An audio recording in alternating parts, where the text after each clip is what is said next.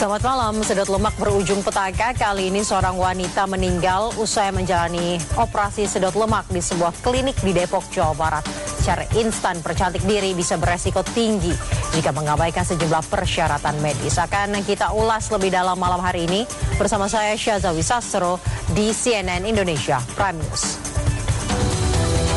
Sebuah bus yang mengangkut rombongan wisatawan terjun ke jurang sedalam 7 meter di jalur alternatif Puncak, Kabupaten Bogor. Bus yang terperosok ke jurang itu juga menimpa rumah warga.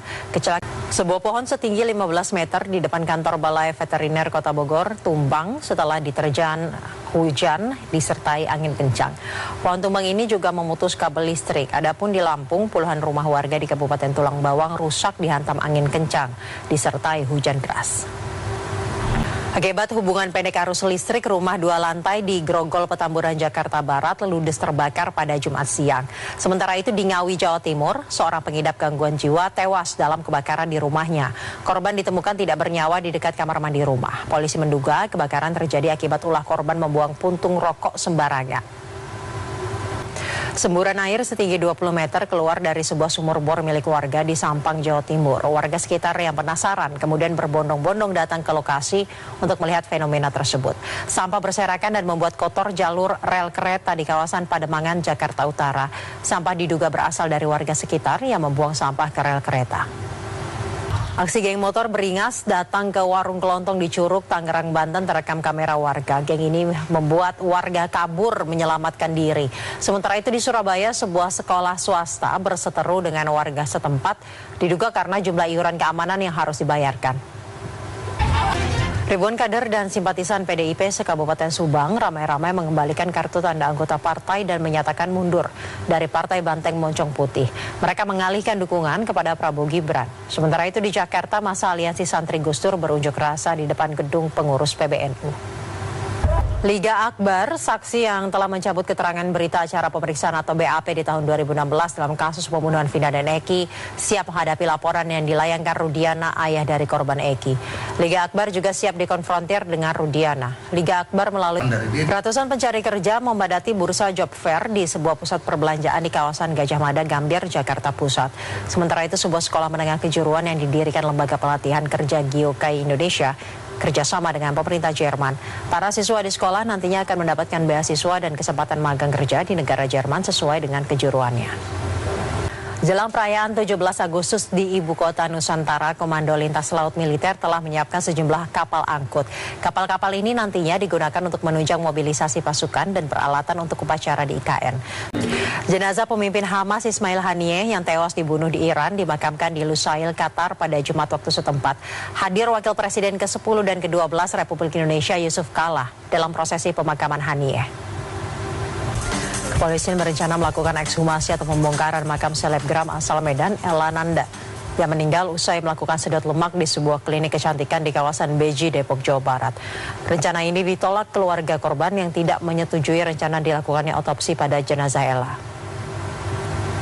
Seorang selebgram meninggal dunia saat sedang melakukan tindakan medis sedot lemak. Saat tindakan, selebgram tersebut kejang yang berujung pecahnya pembuluh darah hingga mengakibatkan kematian. Sedot lemak bukan merupakan prosedur baru, namun kini popularitasnya meningkat. Lalu apakah kematian merupakan salah satu resiko prosedur medis ini, dan apakah sedot lemak ini menjadi cara instan untuk menurunkan berat badan? Akan saya diskusikan bersama dengan anggota Perhimpunan Dokter Spesialis Bedah Plastik Rekonstruksi Estetik Indonesia.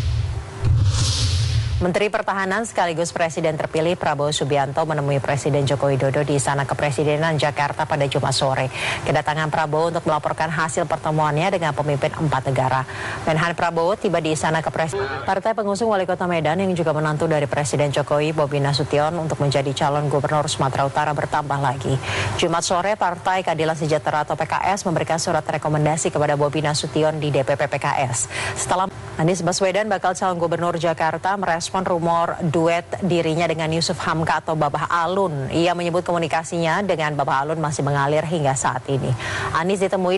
Komunikasi erat terjalin antara Anies Baswedan dan Basuki Cahayapurnama alias Ahok menjelang Pilgub Jakarta 2024. Dua mantan gubernur DKI Jakarta itu ternyata cukup intens berkomunikasi via WhatsApp.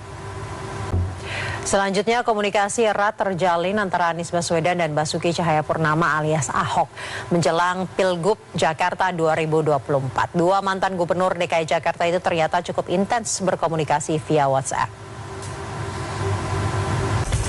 Akibat hubungan pendek arus listrik, rumah 2 lantai di Grogol, Petamburan, Jakarta Barat ludes terbakar pada Jumat siang. Sementara itu di Ngawi, Jawa Timur, seorang pengidap gangguan jiwa tewas dalam kebakaran di rumahnya. Selanjutnya harga komoditas cabai rawit merah di Pasar Keramat Jati, Jakarta Timur terus merangkak naik tembus Rp50.000 per kilogram. Sementara itu di Subang, Jawa Barat, pedagang seblak menyiasati tingginya harga cabai dengan beralih menggunakan cabai kering. Untuk pertama kalinya, Kadet Akademi TNI Angkatan Laut belajar berlayar bersama-sama Kadet Angkatan Laut negara-negara sahabat. Pelayaran ini menggunakan KRI Bimasuci yang Sabtu pagi merapat di Pangkalan Kolin Lamil, Jakarta. Bulan bermain layangan tidak hanya di pusat kota Bandung, salah satu kampung di Kabupaten Bandung Barat, Jawa Barat dikenal sebagai kampung pembuat layang-layang. Di kampung ini mayoritas warganya merupakan pembuat layang-layang yang diwariskan turun-temurun. Ribuan lembar layang-layang diproduksi di kampung ini dan dikirim ke berbagai daerah dan berikut penelusurannya dalam Prime Story. Beragam informasi lain masih akan kami hadirkan usai jeda, tetaplah bersama kami di CNN Indonesia Prime News. Upaya pencarian korban longsor di Pradesh, India masih berlangsung. Warga yang terdampak menangisi anggota keluarga yang belum ditemukan, serta harta benda mereka yang rusak tertimbun lumpur.